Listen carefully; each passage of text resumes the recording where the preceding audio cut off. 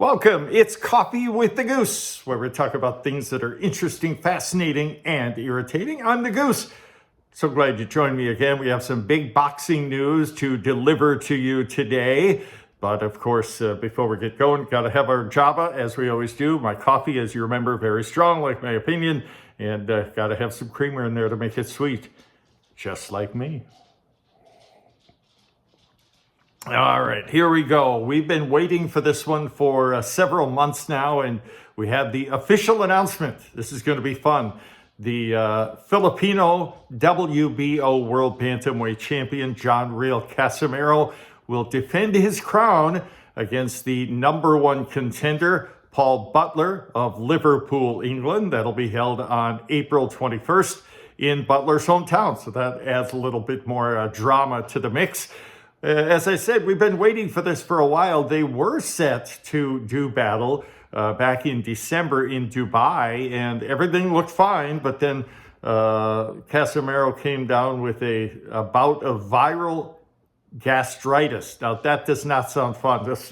I know, especially after I had a bout, God knows what it was here, just a couple weeks ago, a day or two after my birthday, sent me to the emergency room. So I know, Mr. Casimero, what you went through. That was not fun. And you can't hop in the ring after that. Oh, I'm okay, just a little tummy ache. No, he was in bad shape. So, he's doing fine now.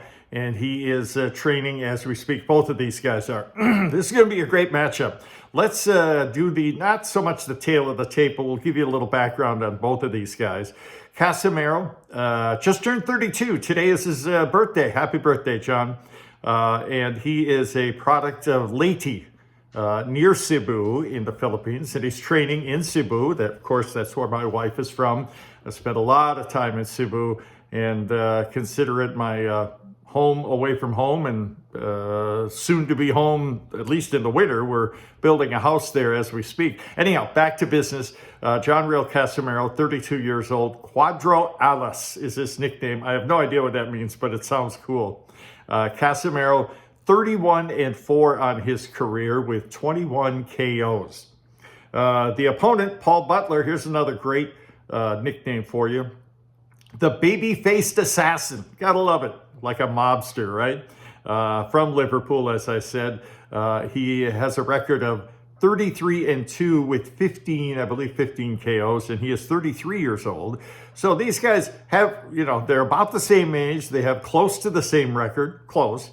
And they each are coming off of 7-fight winning streaks, interestingly enough. So this is going to be fun. I'm not going to get into too many details for you right now, other than to say it's going to be a great matchup. I think Casimero is probably the favorite to win this bout. However, we've learned this over the years, especially with Manny Pacquiao fights. And by the way, Casimero is a product of the MP Productions. He's in the camp, the Manny Pacquiao camp. We've learned over the years, it's not just, baseball, football, hockey, whatever, that the home field advantage plays a big factor. It's boxing too. The referee and the judges, they're human, and they're subject to not just seeing what's in front of them, but they hear the crowd too. And so, they're prone to all of the human emotions. And so this is, going to be a little bit of an advantage, I believe, for Paul Butler fighting in his hometown. Of course, Liverpool, I'm giving away my age a little bit here, home to the Beatles. Remember them? Okay, never mind. But they're going to be a rabid crowd. It's going to be fun to watch. Again, that will be April 22nd. And we'll do future shows and break down, how, their reach, their height, their tendencies, their weaknesses. We're going to break down all of that for you in the future shows.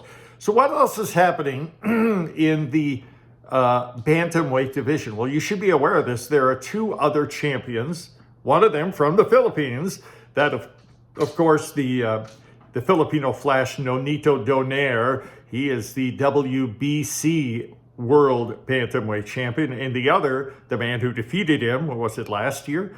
Naoya Inoue, the monster from Japan, and he is undefeated, and he holds the WBA and IBF crown. So there are 3 titleists in the bantamweight division, and I, along with you guys, I'm sure, are hoping and waiting for an announcement for a rematch between Inoue and Donaire. That was a great fight that Inoue won recently, and hopefully they can work things out on paper, and that who knows where it would be. I think their last fight was in Japan, so who knows where the next one will be.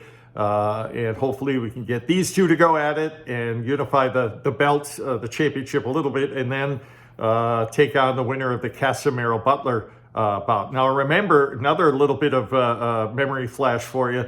Casimiro and Donaire do not like each other. Now, I don't want to say hate. Okay, I'll say hate.